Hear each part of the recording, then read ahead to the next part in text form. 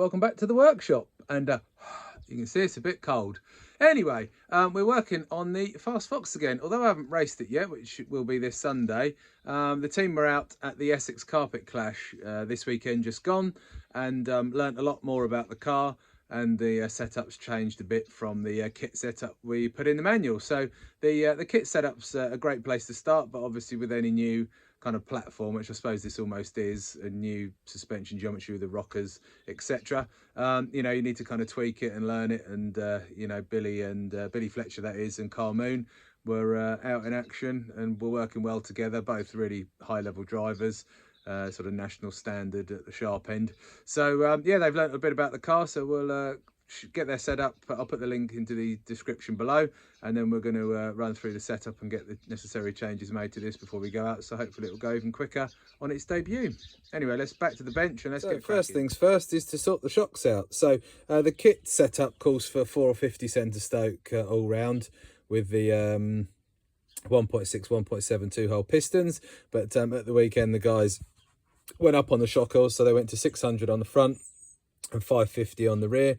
Billy was at 500 on the rear, but reckoned give 550 a try next time, so I'm just going to go straight into that as I've got the oil. And then the springs were as per the kit setup, with the green Willspeed rears and also the green Willspeed fronts, which we have here as well.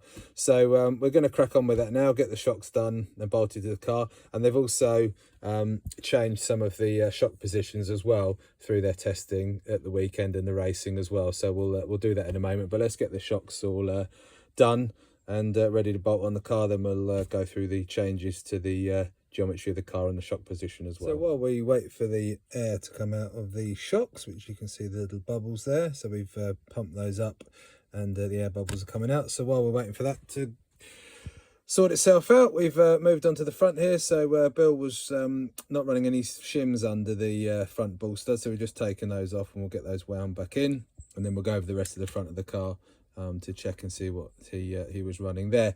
One thing I do know from memory, he was running the middle hole on the wishbone with a 1mm front roll bar. I've got 2mm under here, which basically replicates the ball stud height on the B6.3 sorry, front hub, so that's fine. And then he's running 1mm under there, the stock setting there, and then on the actual steering rack itself, you can see just in there a 1mm spacer there as well. Like I say, the shock setup's slightly different, so once the shocks are bled up we'll do that, but that pretty much sort of concludes the front setup anyway. Right, excuse the messy workbench. This is my one for the bikes, etc., so it's a bit grubby. Anyway, doesn't matter.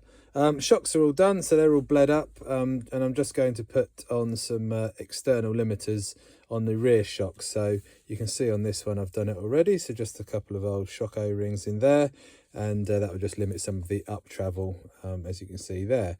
So we're going to give that a go. That was on Billy's notes on the setup sheet, so we're just going to undo that with the shock pliers, put the couple of O-rings on, shocks back on, and then get them bolted on the car.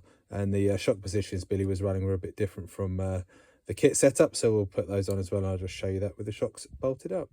So that's it all bolted up, as you can see. So not a lot of change, but you can see where the link positions are. So up there, forward on that one, and then front hole on there as well. And yeah, as I said in my previous video, a little bit of thread lock, which you can see there on these bolts. It's definitely worth doing every time you take the shocks out, just a little bit on the bolt just to pop that in, because you obviously don't want these coming loose, causing a DNF and obviously damaging these beautifully engineered side rails that are quite expensive to replace. So definitely worth for a little bit of thread lock on there, and job done. So we'll get the rest of the shocks on and then go around the car and just check everything else versus the setup. Sorry, I forgot to show you the rear end setup or the shock positioning. So kit position down here, this position has moved upper hole, middle there, and then middle on the wishbone. So all kit pretty much, bar just moving that upper hole from the middle hole on the top of the rocker there. So now I'll get the other side done. So that's the shocks all buttoned up and done, which is cool. So only other change we need to make is just to put these centre dot pills like that in the D block. So we've got the, I don't know if you can see it down there, but basically got the 0.5 with the hole in the centre pointing outwards. It's a bit tricky to see in there. And then on the rear, this is how I had it set up. not that I've raced it yet, but if that will focus.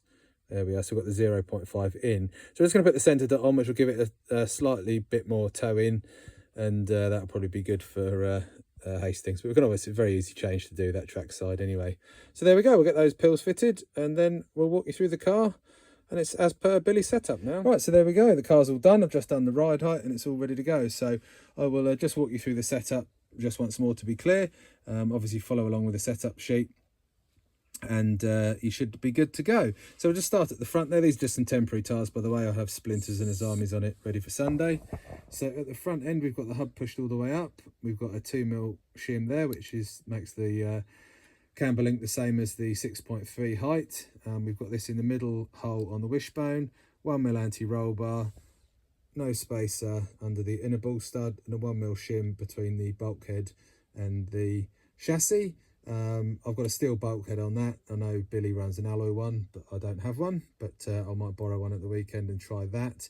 Normally the front steel bulkhead just dumbs down the steering a bit if it's a bit too lively for you. If you want to run the alloy one, it will just liven it up a bit. And then moving to the shock setup, so we've gone forward on the hole on the side rails. Then we've got shock wise, we've got 600 centre stoke 2-hole 1.6 pistons, and then on the rocker arms we've moved this from the middle hole to the upper hole, and then again on this end we've gone from the middle hole to the forward hole, and then as I mentioned we're middle on the shock tower on the wishbone, sorry, I can't talk today. Then on the steering rack we've got a 1mm shim in there, so that's that. It's got the normal radio plate that comes in the B7, the battery's all the way forward, and then onto the rear. So we've got the kit set up on this particular hole here. Then we've got the green rear spring, 550 CST oil, 2-hole 1.7. Then we've got the little up travel limiters fitted there, so we'll give those a try, but again very easy to change track side. We're on the kit location here. We've moved to the upper position on this end, middle here, and then middle on the wishbone. So that's that. In the diff we've got 30k 4 gear, so that's that. Billy suggested trying 50k 2 gear, but I want to get the steel diff pins for that because sometimes the plastic ones can break. On the C block we've got the 0.5 with middle and the hole facing towards the outer of the car. Then we've just gone the centre dot on the D block there, and on the rear we've got 2mm on the inner there, 1mm at the hub end, and then 1mm between the spacer and the hub itself, and then rear end 14mm ride height there as well. And I think that pretty much, oh yeah, on the hub setting we're on the middle medium wheelbase on there, and then underneath you can see here we've got the shims just near the C block there as well. So that pretty much concludes our kind of base setup really. We've changed it a fair bit, but the team are obviously learning the car all the time and going quicker and quicker with it, so we'll keep up to date with the latest setups and get the car dialed in. But I can't wait to race it. Hopefully have a great first outing with the car. Everyone's feedback seems to be really positive, and people are going faster with it just by chucking the kit settings on it, so hopefully we'll be a step ahead with Billy Fletcher's setup on it. So I'll do my usual vlog when we're trackside and show you the car going in practice and get my thoughts compared this to the standard B7, and I hopefully have a good day out and hopefully sneak in that A final, you never know. Anyway, thanks very much for watching. I'll catch you all next time.